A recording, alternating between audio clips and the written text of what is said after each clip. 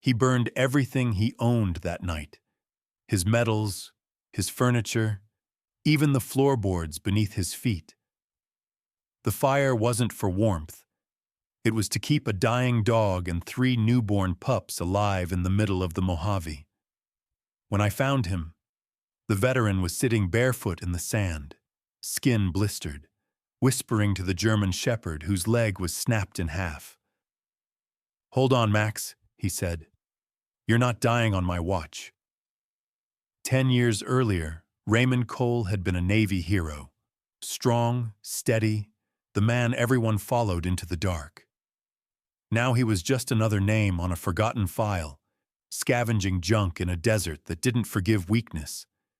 The town called him unstable. The system called him unfit. But the day he heard that faint whimper under a fallen tree, something broke open inside him. The soldier came back. The man who once saved strangers decided to save something smaller this time, something the world had already given up on. They said no one could survive out there for 3 days.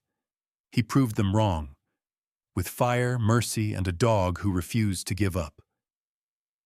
Before we begin, take a moment. If stories like this still remind you what loyalty looks like, hit like, share it with someone who needs hope today, and tell me, where in the world are you watching from right now? The Mojave did not breathe that day. It burned.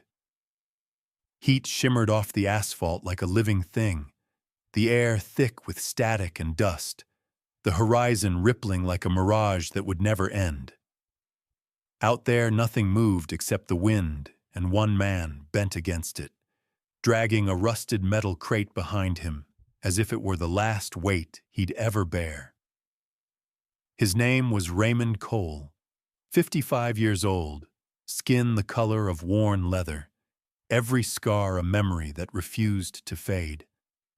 The desert had taken almost everything from him: his truck, his savings, his comrades, and finally, his purpose. Now it seemed to be waiting to take what was left. He had been walking since dawn, his boots splitting at the soles, the sun hammering the back of his neck. His canteen was empty, his breath shallow. Around him, the land was a cathedral of silence, endless, indifferent, merciless. And yet, somewhere under that silence, a sound cut through. It wasn't the wind. It wasn't the hum of distant power lines. It was smaller, weaker, like the air itself was crying out. He stopped, listened again. A faint whimper, barely audible, like someone exhaling pain into the dirt. His instincts, buried under years of exhaustion, woke instantly. Raymond turned toward the sound, narrowing his eyes against the glare, the veins in his temple beating with something he hadn't felt in years: the pull of duty. The highway behind him shimmered, lifeless. Ahead, a ravine dipped into the earth like an open wound. The smell hit him first: dry wood, old blood, and decay baked in sunlight. He slid down the slope, sand filling his boots, until he saw it. A fallen mesquite tree, trunk cracked, roots exposed. Beneath it, something moved. At first, he thought it was just another carcass, until he saw the rise and fall of breath. A German shepherd, female, ribs showing like a washboard beneath her skin, her coat once black and tan, now streaked with dust and blood. Her left hind leg was crushed beneath the tree, twisted at an angle no living thing should bear. And yet, she was alive. Raymond crouched low, the heat radiating from the sand scorching through his jeans. Her eyes found his immediately, sharp, brown, and impossibly steady. Not pleading, not panicked, just holding. There was something old in that gaze, something he knew from the battlefield: endurance, a soldier's refusal to scream. Then he saw what she was protecting. Beneath her chest, 3 tiny pups, blind, slick with dust, squirming helplessly against her ribs. They made no sound. They didn't need to. Their mother's stillness said enough. He whispered, mostly to himself, "You've been here a while, haven't you?" The dog didn't move, didn't growl. She only blinked once, slow, as if to say, "Do what you came to do." For a long moment, Raymond did nothing. He could have turned back. The ravine was miles from any road. The heat would kill him before nightfall, and the nearest shelter was 15 miles away. Logic said, "Walk away." But logic had never saved him before. Something cracked open inside his chest, the same way the desert cracks open after a storm. He dropped his bag, knelt beside the tree, and ran his hands along the bark, dry, splintered, heavy as stone. A fallen branch had jammed deep into the sand, pinning her like a trap. He searched the ground for leverage and found a crowbar, half buried near an old tire rim, rust flaking under his grip. It must have been left from a construction crew long gone. He shoved it under the trunk, muscles screaming as he leaned into the metal. The tree didn't move. Sweat poured into his eyes, stinging like salt in an open wound. He adjusted the angle, grunted, pushed again. The crowbar groaned. Then, movement. The log shifted, just enough for the sand beneath it to sigh. The shepherd flinched, but didn't cry. Raymond pushed harder, every tendon in his arms quivering. The metal bit into his palms, drawing blood. His vision tunneled, heat roaring in his skull. And then, crack. The tree rolled, slow as time itself, releasing her. Raymond collapsed to his knees, gasping. The dog dragged herself free, body shaking, then slumped beside him. For a terrifying second, he thought she'd died. Then her chest lifted, shallow but steady. He tore off his shirt, the fabric stiff with salt, and wrapped it around her leg, pressing tight to stop the bleeding. The pups, startled by the sudden movement, began to squeak softly. Raymond reached over and touched one with a trembling finger. Its body fit entirely in his palm, fragile, warm, alive. The mother turned her head. Slowly, she pressed her muzzle to his wrist, leaving a faint smear of blood and dust. The gesture was so small, so instinctive, that he didn't fully understand it until his throat tightened. It wasn't gratitude. It was trust. He whispered, hoarse and low, "You're safe now. Max." He didn't know why he said it. The name simply felt right, like something ancient returning to him. The desert wind shifted then, brushing over them with a sudden softness, as if the whole wasteland exhaled with him. For a brief moment, the world felt less cruel. He sat back, his heart pounding in rhythm with the shallow breaths beside him. But the calm didn't last. A low rumble rolled across the sky. He looked up. On the horizon, the light had turned the color of old brass. Dust clouds twisted upward, climbing fast. An approaching storm, thick and mean. He could smell the iron in it, feel the static crawling through the air. Raymond stood, scanning the distance. His truck was miles back, useless. The nearest shelter he knew of was the half-buried outpost near Dead Man's Bluff, 15 miles east. 15 miles of sand, wind, and heat that could boil a man's blood. He glanced down at Max. Her eyes were half closed, her pups huddled tight against her chest. The thought of leaving them, of walking away to save himself, hit like a bullet he couldn't dodge. He wiped his forehead, left a streak of blood across his temple, and muttered, 15 miles. We can make it. The wind began to howl, lifting curtains of dust that swallowed the horizon whole. Behind him, the highway vanished into gold and gray. Ahead lay nothing but fire and distance. Raymond tightened the torn fabric around Max's leg, slid his arms beneath her body, and hoisted her against his chest. The pups went into his jacket, their tiny hearts hammering against his ribs. He turned his back to the storm and began to walk. Each step sank deep, every breath scraped raw. The desert no longer felt like earth. It felt like an ocean determined to pull him under. He staggered forward, the world blurring to the sound of the wind and the faint pulse of life in his arms. Somewhere behind him, the first wave of sand hit the ravine, erasing the prints they'd left. The storm roared louder, closer, chasing the man who refused to stop. And as the sun drowned in dust, all that remained visible in that sea of heat was a silhouette. One man, one wounded dog, and the flicker of 3 fragile lives pressed against his heart, walking toward a horizon that promised nothing but more fire.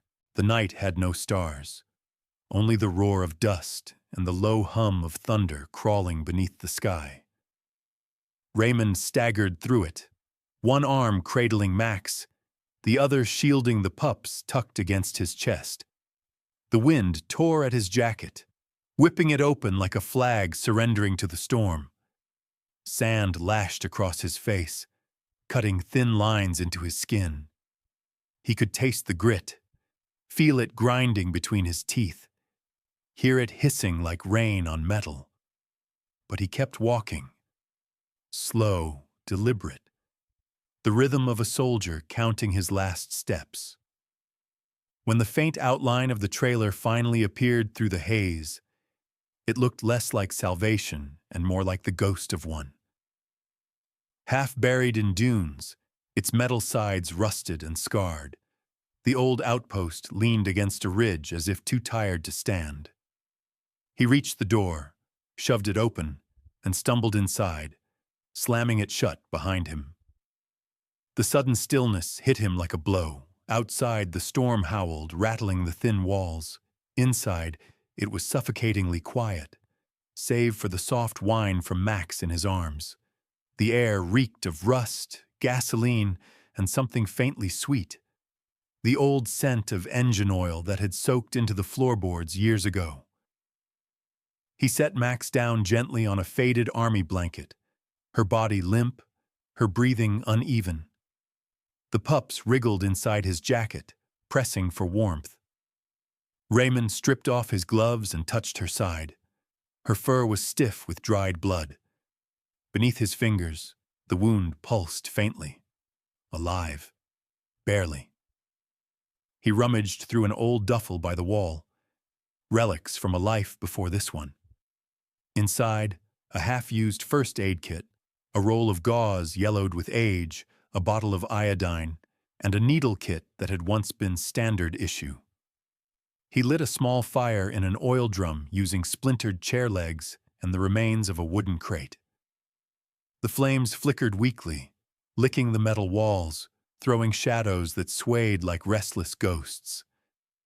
Raymond knelt beside Max, his hands trembling from exhaustion, and began to clean the wound. The smell of iodine filled the small space, sharp, medicinal, like a memory of battlefields long buried. Max tensed, jaws clenched around a low growl, but she didn't fight him. He spoke softly, his voice rough but steady. "Easy now. Easy, girl."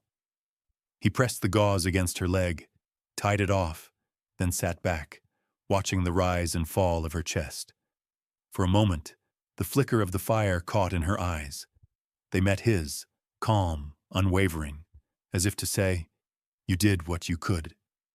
He smiled faintly, the first smile in months, and whispered, "You're tougher than most men I've served with."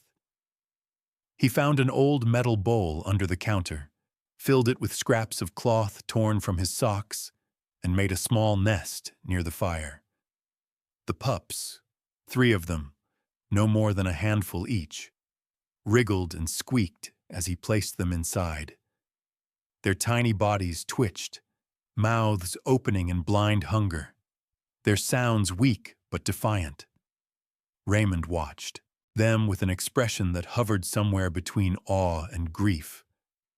The way they fought for life, small, unknowing, relentless, reminded him of something he'd buried long ago. Hours passed.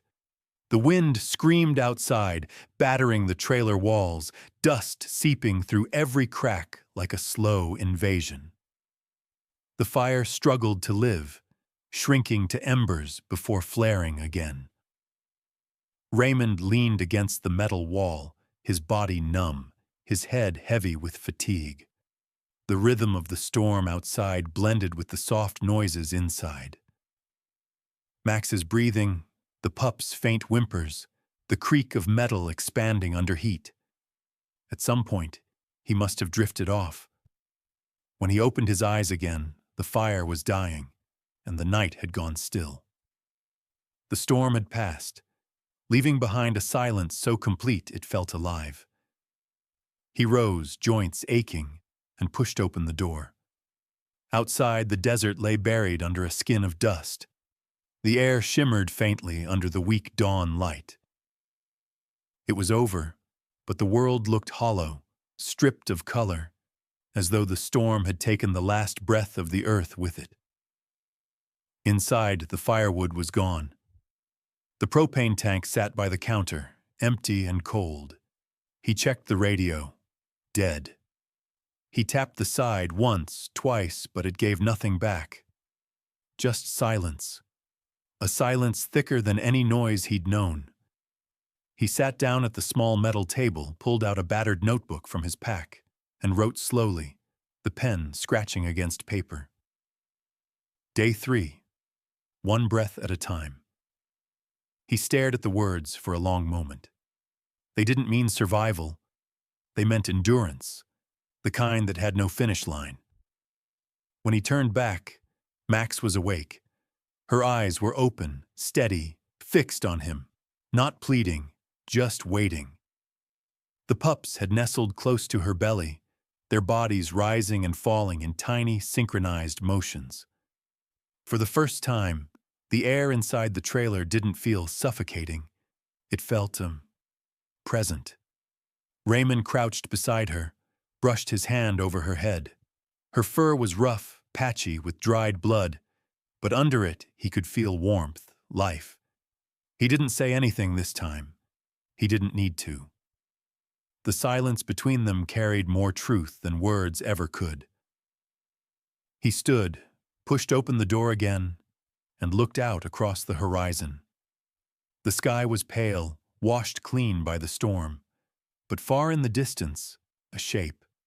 Small, steady, moving toward him, the glint of metal catching light. A vehicle, government issue.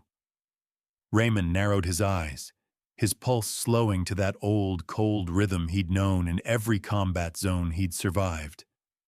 He knew that kind of truck. The ones that came with regulations, not help. The kind that measured worth in paperwork and penalties. He took one last glance at Max. She didn't move, but her gaze followed him, calm and unblinking. The kind of look that told him whatever came next, she would not flinch. Outside, the wind picked up again, carrying the faint hum of an approaching engine, the sound of trouble wrapped in authority. By the time the engine cut, the desert had gone still again. Raymond stood by the doorway, the fire behind him burning low, the smell of iron and ash hanging heavy in the air. The government truck idled a few yards away, dust curling around its tires like pale smoke. A man stepped out, tall, mid-50s, shoulders still square from a lifetime of uniformed posture. Game Warden Calder Briggs. His tan uniform clung to him, sleeves rolled tight against the heat, and mirrored sunglasses hid whatever truth his eyes might have carried. His face was burned to the color of sandstone, creased deep from sun and cynicism. He took off his gloves with deliberate slowness, scanning the trailer.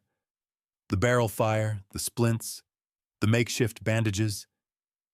His boots crunched over the sand. When he spoke, his voice was calm, official, drained of any warmth. Unregistered K9. malnourished, untreated infection. He paused, glancing down at Max, who lay motionless by Raymond's boot, her bandaged leg trembling faintly with every breath. Then he straightened, exhaling through his nose. If she's still here in 48 hours, protocol says euthanasia. The words fell like stones into the silence. Raymond didn't flinch. He just nodded once, slow, the way a man does when he already knows the sentence. Briggs waited, maybe expecting protest, maybe wanting to be hated for having said it. But Raymond gave him nothing. No anger, no plea. Just a hollow steadiness, the kind that comes from understanding too much of the world. Briggs shifted, uncomfortable under the lack of reaction. You understand, sir. It's not personal. We have procedures. Raymond met his reflection in the warden's lenses. A tired face, cracked lips, salt-streaked beard. Yeah, he said quietly. You got rules. I got promises. Briggs didn't reply. He turned back toward the truck, dust trailing behind him, like the remnants of a thought he didn't finish. When the engine growled to life again, the sound stretched out across the desert, then faded until there was only the whisper of the wind through broken metal. That night, the sky hung heavy, swollen with heat lightning. Inside the trailer, the air barely moved. Raymond sat beside Max, one hand on her head, feeling the slow rhythm of her breath. The pups slept in their bowl, tiny sides rising and falling. He could hear the faint hum of cicadas outside, blending with the ticking of the cooling fire. The whole world felt caught between breaths. Max stirred once, shifting her head until it rested against his boot. Her weight was barely there, but it grounded him, reminded him of something unspoken, something alive. He stared into the last ember, the glow painting his face in shades of red and memory.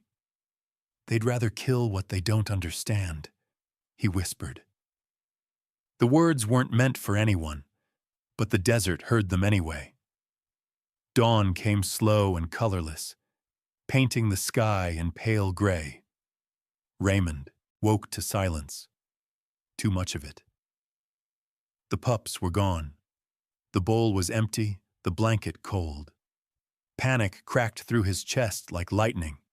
He tore through the trailer, calling under his breath, scanning every shadow. Then he saw movement by the door. Max was standing, actually standing, her body trembling but upright. She limped forward, dragging her injured leg like an anchor, and in her mouth, one of the pups dangled gently by the scruff. The other two followed behind her, clumsy and determined, their tails wagging with fragile courage. She laid the pup down in a small patch of sunlight that slipped through the crack in the door, then nudged the others toward it. For a long time, Raymond just watched. The sight of her, half broken but moving, carved through his exhaustion like a blade of mercy. The firelight of her eyes, the trembling defiance in each step, pulled something fierce and forgotten from within him. He knelt beside her, hand brushing her side, voice hoarse. You did it yourself, he murmured. You damn miracle. She looked up at him, and in that glance he saw no weakness, only will. The kind that survives where laws end. By noon, the heat returned with vengeance. The air shimmered outside the trailer, and Raymond's mind started to tighten around a decision. Staying here meant slow death, starvation, infection, the inevitable return of Briggs with his clipboard and quiet apology. Leaving meant risk, maybe worse, but at least it was his choice to make. He searched the trailer for anything worth carrying. An old canvas military bag, a dented flask, a roll of gauze, and the medals he hadn't looked at in years. The weight of them in his hand felt both meaningless and unbearable. He tucked them deep into the bag beneath the pups, as if hiding them from the world. In the corner, an old road sign leaned against the wall. Mile 46, State Route 19. The metal was thick, but light enough to drag. Raymond tore off its post and lashed the bag to it with torn rope, a makeshift sled. He looked out toward the horizon, a long, wavering line of red dunes and broken fences. 10 miles north, if memory served, there had been a ranger outpost before the storms came. Maybe there'd be fuel. Maybe there'd be medicine. Maybe even mercy. He turned to Max, who was lying beside the pups, her breathing steady now, eyes half closed but alert. "We move at dusk," he said softly, more to himself than her. The desert didn't care about timing, but he did. Traveling under night would mean less heat, less chance of dying before they reached anything worth dying for. As the sun fell behind the hills, he tied the sled to his waist, adjusted his hat against the glare, and knelt to lift Max once more. She resisted for a moment, then yielded, her head resting on his shoulder. The pups whimpered from inside the canvas, their sounds faint but alive. Raymond took one last look at the trailer, the smoke-stained walls, the rust, the journal on the table with its last line. One breath at a time. Then he turned north. The desert greeted them with indifference. The sand shifted under his boots, swallowing his prints before they could form. The horizon stretched endless, a mirror of heat and silence. But somewhere behind all that emptiness, the faint pulse of life kept beating, inside the bag, inside his chest, inside the heart of something he still didn't fully understand. From a distance, the sound of another engine rose again, faint, cautious, mechanical. The warden's truck had returned, parked on a nearby ridge. Through his binoculars, Calder Briggs watched the figures move. One man dragging a sled, one wounded dog resting against his shoulder, 3 small tails flicking behind canvas. He adjusted the focus, jaw tightening. His thumb hovered over the dial of his satellite radio. The signal crackled once. A voice answered on the other end, gravelly, cold, and unmistakably familiar. Briggs hesitated, then said quietly, "You'd better hear this. He's alive." Behind him, the wind picked up, sweeping over the dunes, carrying the sound away before anyone could ask who he was. The sun rose cruel and white, burning the world bare. Every ridge, every shadow, every line of the horizon shimmered with the kind of heat that erased direction. Raymond's boots sank into soft sand that hissed beneath his steps. His skin had begun to peel at the shoulders, flakes of red and salt glinting under the sun. The weight of the sled dragged at his waist like a living thing, and each mile north felt longer than the last. Max limped beside him, refusing to stay in the shade of the tarp he'd tied to the sled. Her fur had lost its shine, dust clinging to her flanks, her injured leg wrapped in a stained strip of cloth. Yet she kept close, head low, eyes locked forward, the will of a soldier in the body of a dog half broken by the world. Every few steps, she glanced back at the bundle where the pups lay, as if counting the rhythm of their breaths. The pups whimpered whenever the wind changed, their tiny voices swallowed by the emptiness. To calm them, Raymond began to hum under his breath, the low, steady rise of an old Marine hymn, the one that used to echo through barracks after too many funerals. The words didn't matter anymore, only the cadence did.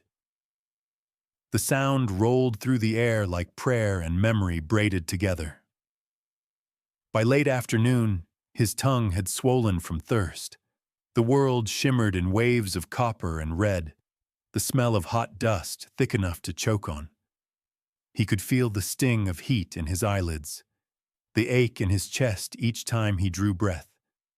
Still, he pushed forward, tracing the ridgeline that would lead him to the canyon's edge.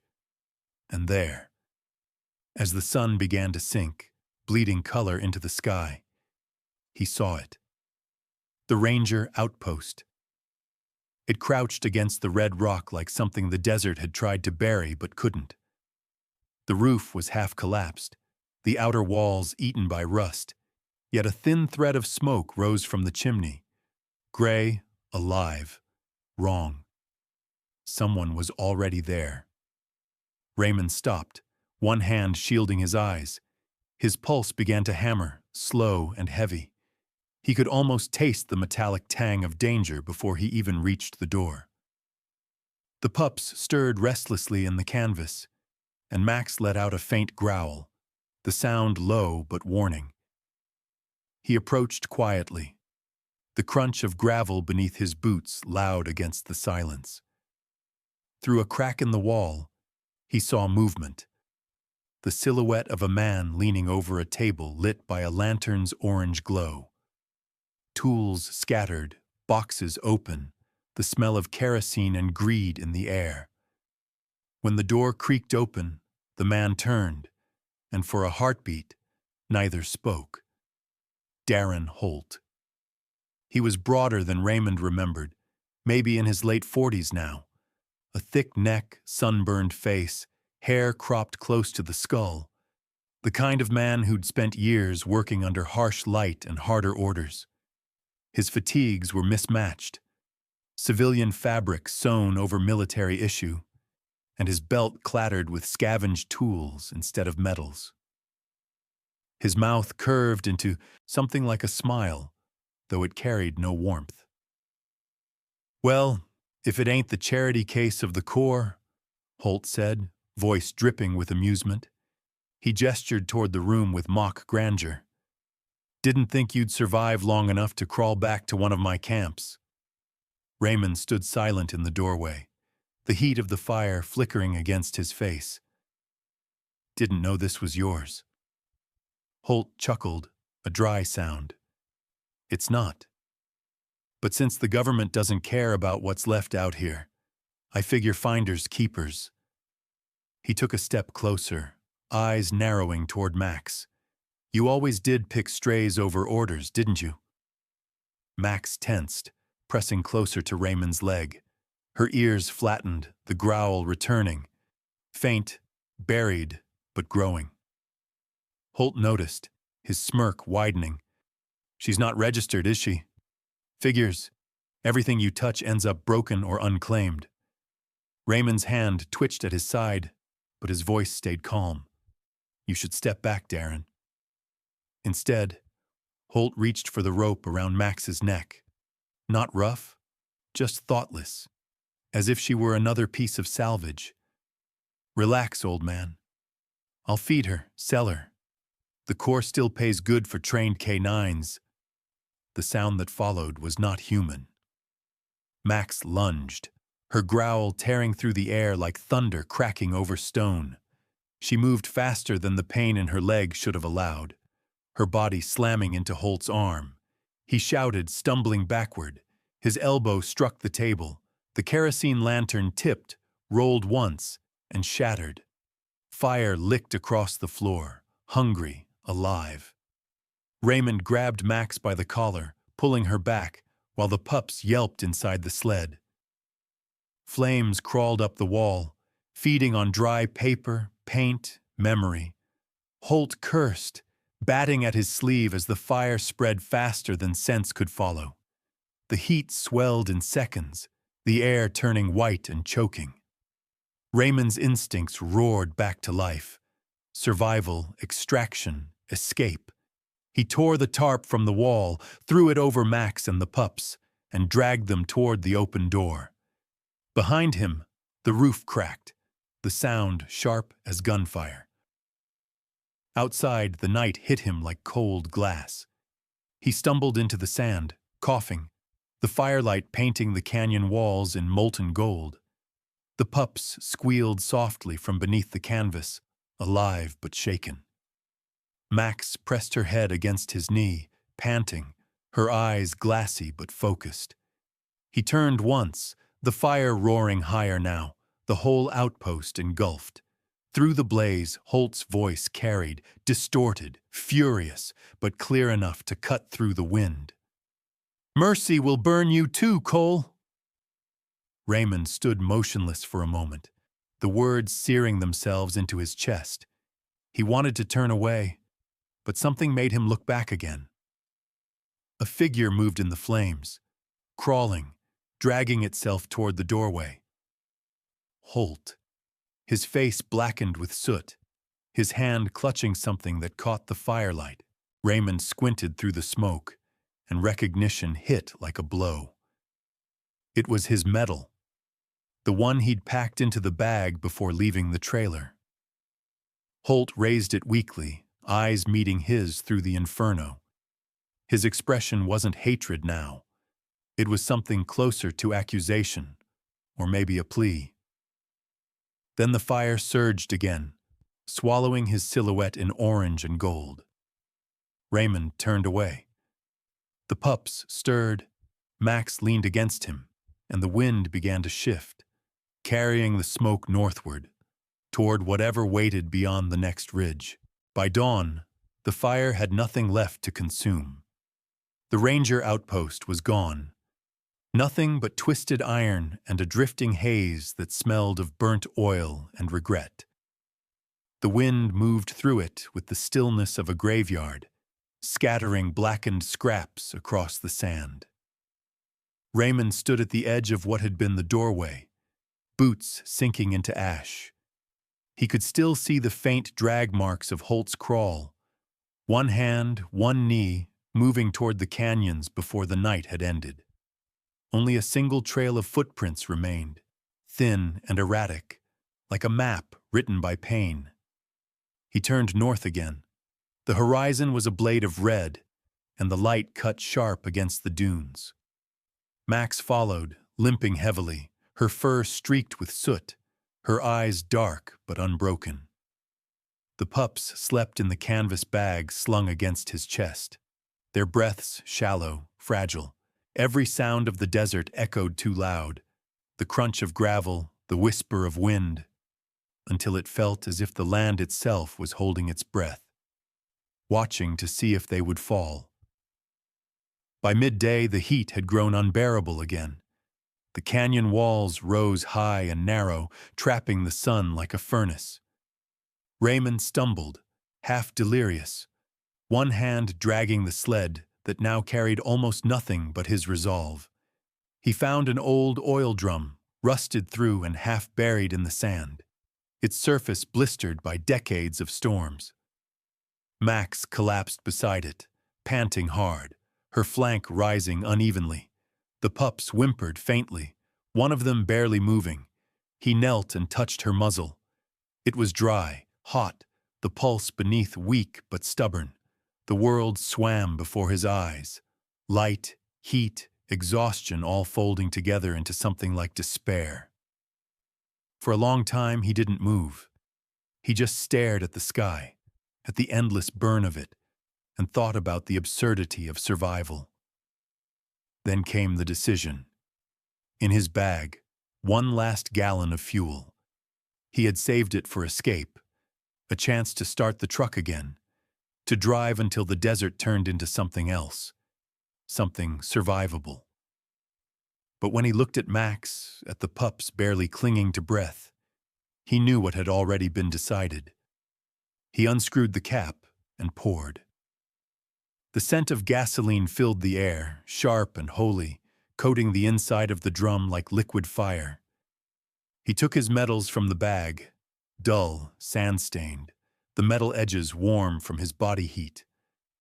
For a moment, he held them up against the light, watching them glint, remembering the names they were tied to.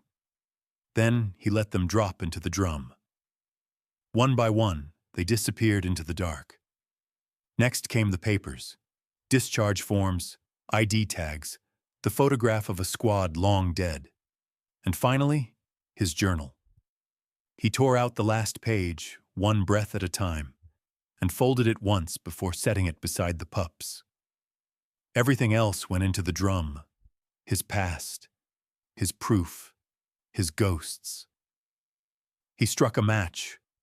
The flame caught instantly, roaring upward in a rush of gold and orange.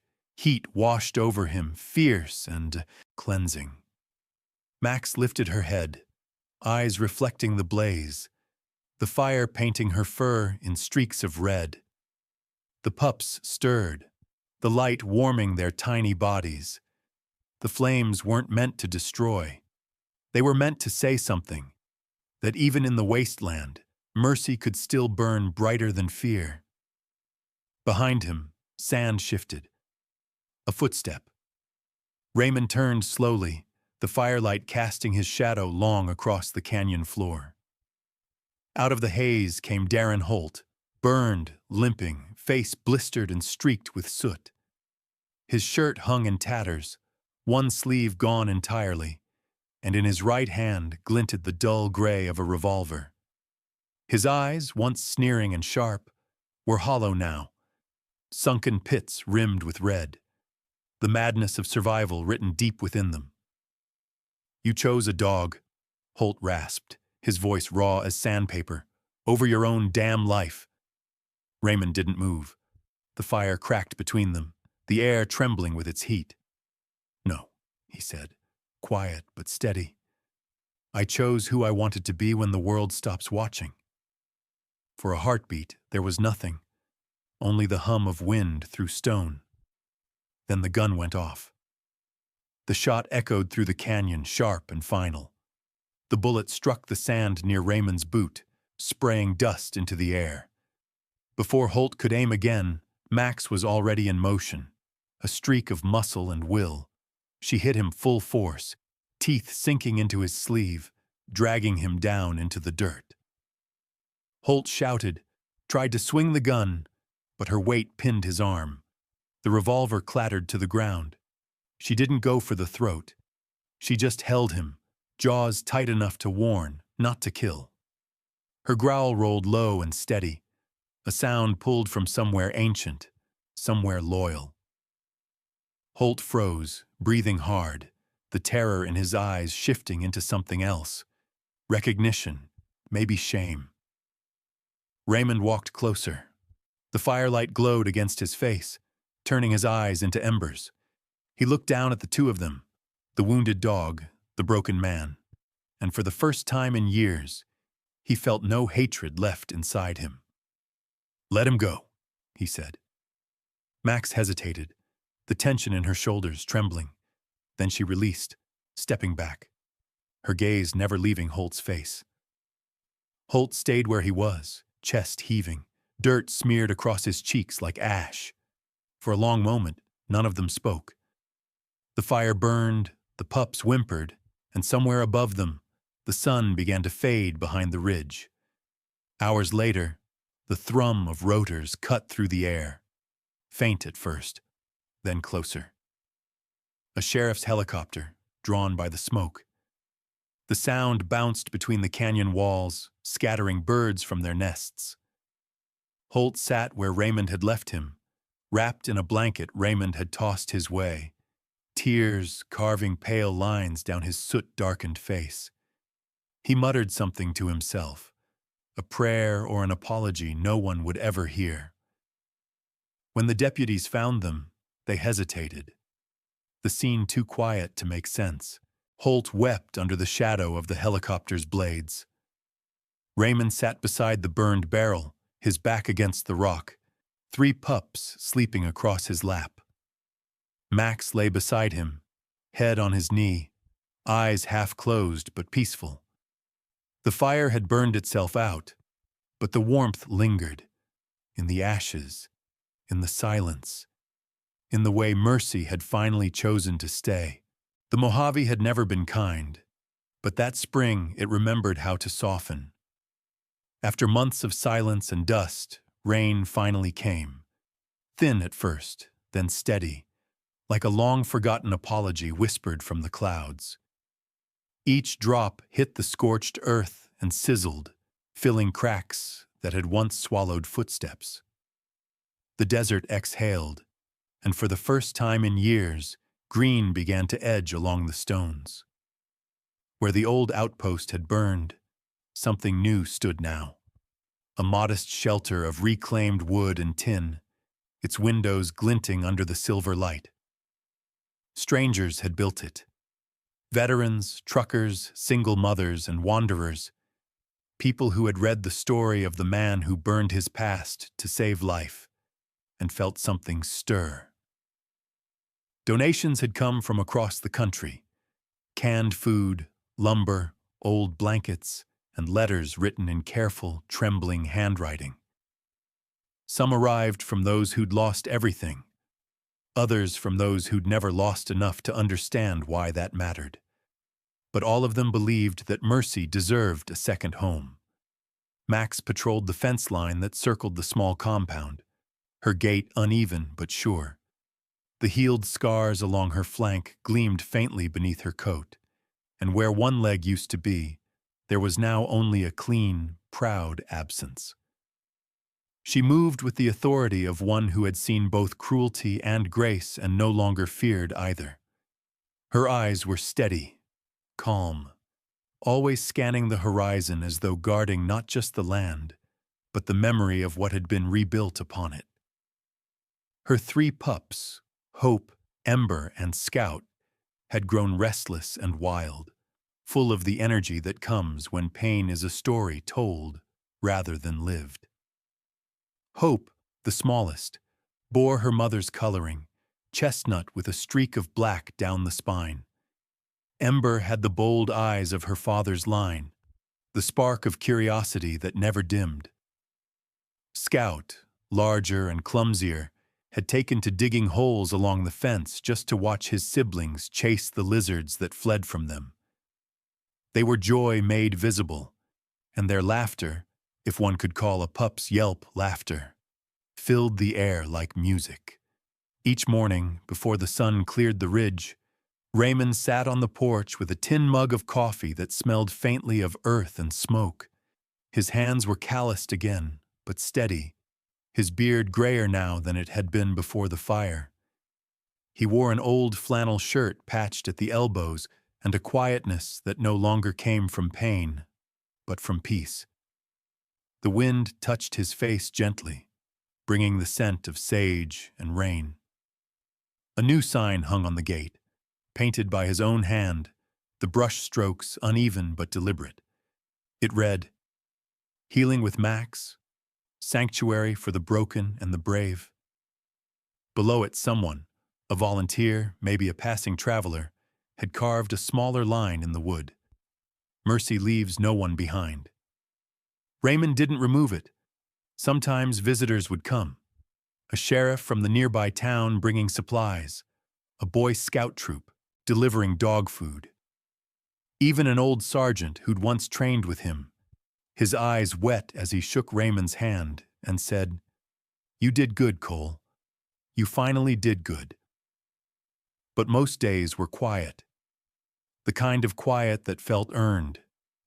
The desert that had once tried to kill them now seemed to bow in reverence. The wind moved softer through the brush, and when storms came, they no longer felt like punishment, but blessing. A cleansing reminder that the past, no matter how scarred, could grow something tender again. The land shimmered under the spring sun, and where the old fire had left ash, wildflowers bloomed, yellow, violet, small, and defiant. Raymond often caught himself watching Max.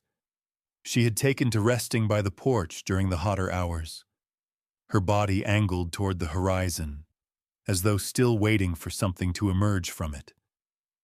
Sometimes she would limp forward when a truck passed in the distance, as if to ensure the sanctuary was seen, not forgotten. Other times she simply watched the pups tumble across the sand, her gaze filled with the quiet pride of a survivor who had made peace with the scars.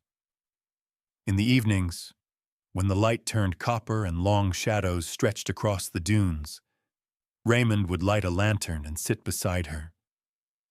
He would read aloud from the letters they'd received, words of gratitude, of grief, of lives changed by the story of a man and his dog. And Max, as if understanding, would rest her chin upon his boot and listen. The camera might have caught that moment, the kind of stillness that says more than movement ever could. The two of them, framed by the vastness of a desert reborn, smoke from the cooking fire drifting upward, the pups wrestling in the distance, the sign creaking faintly in the breeze.